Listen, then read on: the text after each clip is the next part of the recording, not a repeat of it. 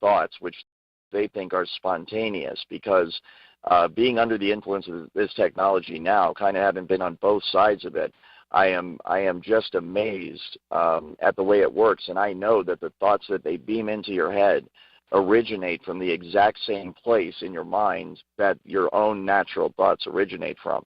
So if I didn't know I was under the influence of this technology, then I would have no idea that anyone was influencing my thoughts at all. And that's exactly what it can be used for. It can be used to sway people in terms of their opinion, to make them go along with a certain agenda. It can be used to turn groups of people or individuals against each other for whatever purpose.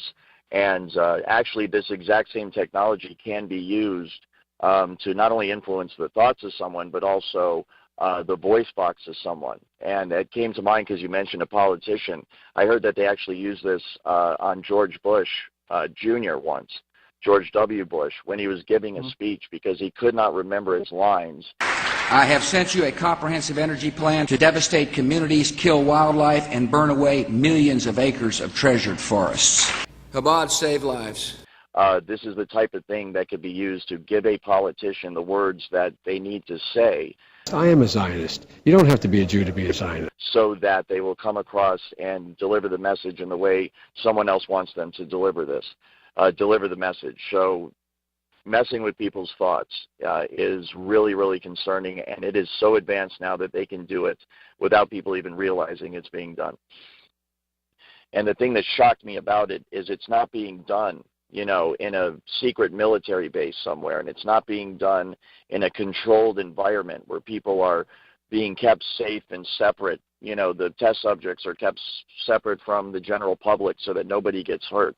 The entire city of Seattle has been turned into a massive proving ground for this technology, and it's being done right out in the streets. It's being used against people that are driving. It's being used against people that are trying to live in a city environment with the congestion and all the other people around that you have in that environment. And so the potential for accidents and things to get out of control and for people to get seriously hurt and indeed be killed by this is real, and it's happening all the time.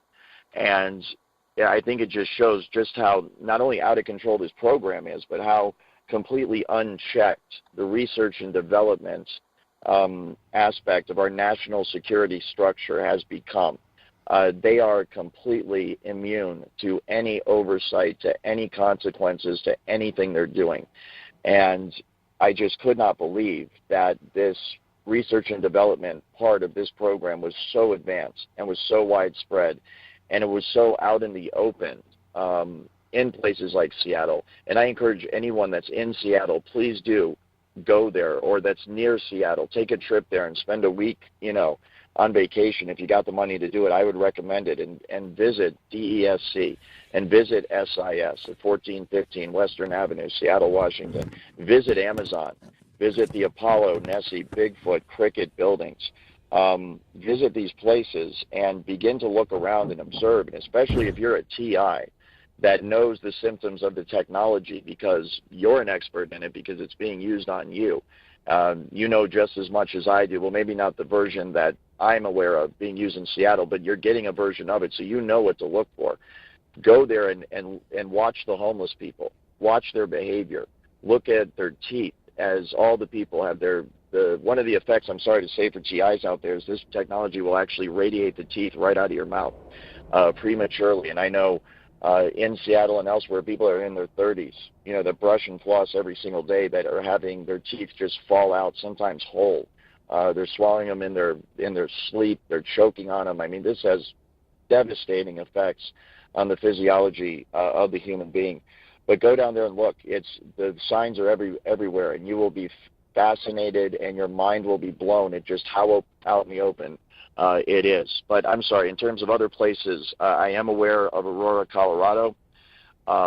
When I decided to blow the whistle and this technology was turned against me, a massive organized stalking effort was launched against me. And due to my training, I recognize the tactics that are used by these individuals, and it is high up. There is a military intelligence aspect of it.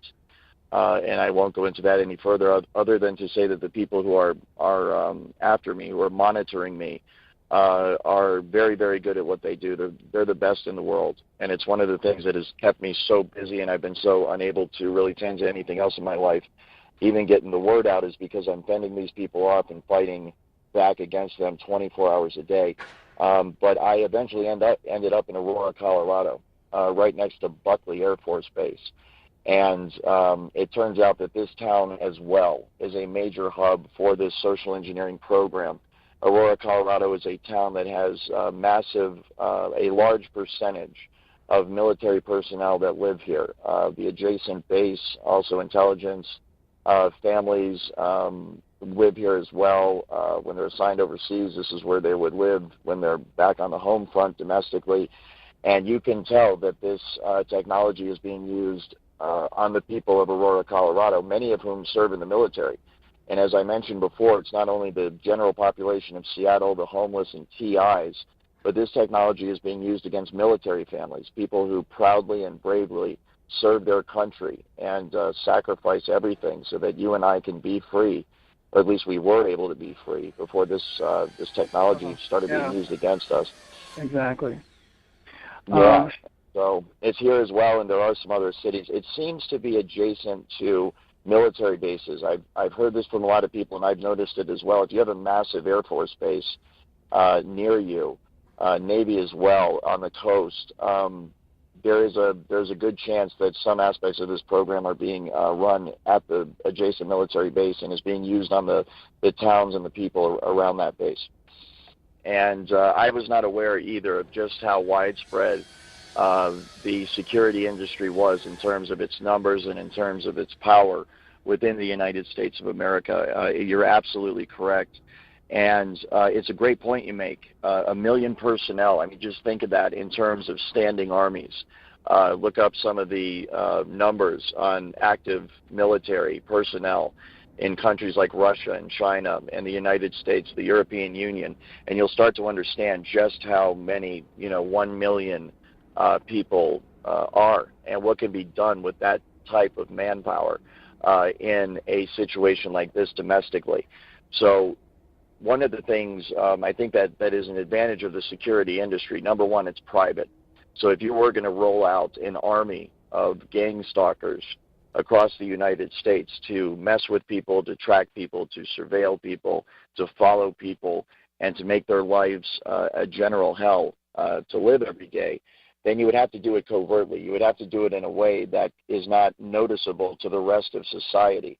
And in fact, the tactics that are used by private security companies and gang stalkers at large are specifically designed to avoid detection, not from the targeted individual, but to avoid detection from the general public. And so it's a very interesting surveillance situation. It fits right in with other surveillance situations where they want the targeted individual to know that they're following them. And so in a normal surveillance situation, you do not want the person you're following to know that you're following them. They actually want the TI to know they're being followed because it has the maximum psychological impact. While at the same time, they need to do it in a way that your neighbors and your friends and your coworkers and your family do not know that they are doing this to you, because the entire point of the program is to convince everybody else that the TI is crazy. And so they need to surveil you and gang stalk you in such a way that other people don't notice that they're doing it.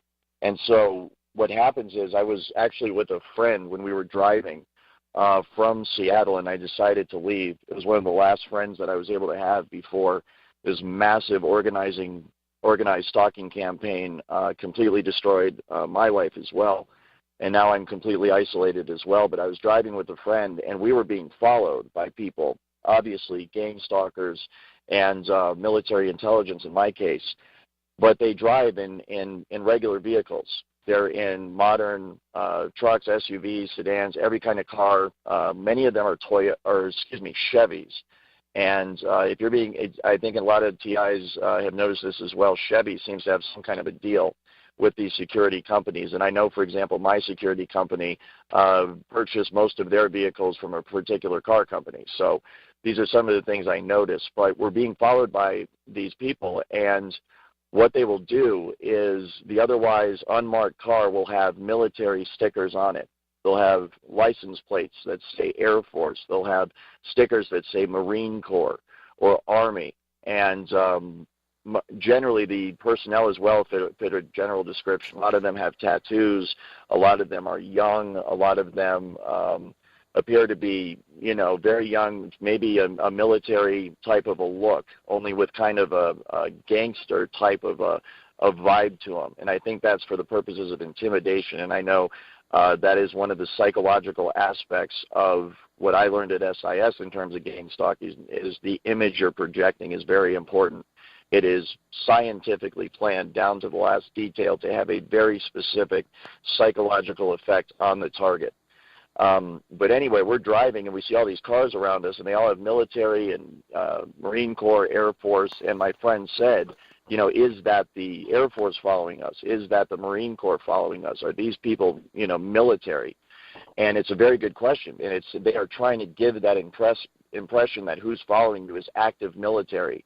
And, of course, that's not the case at all. They are private security contractors, or they are at least intelligence operatives that are operating domestically under the cover of being a private security contractor. And the reason they put those stickers there is to give the impression they're military.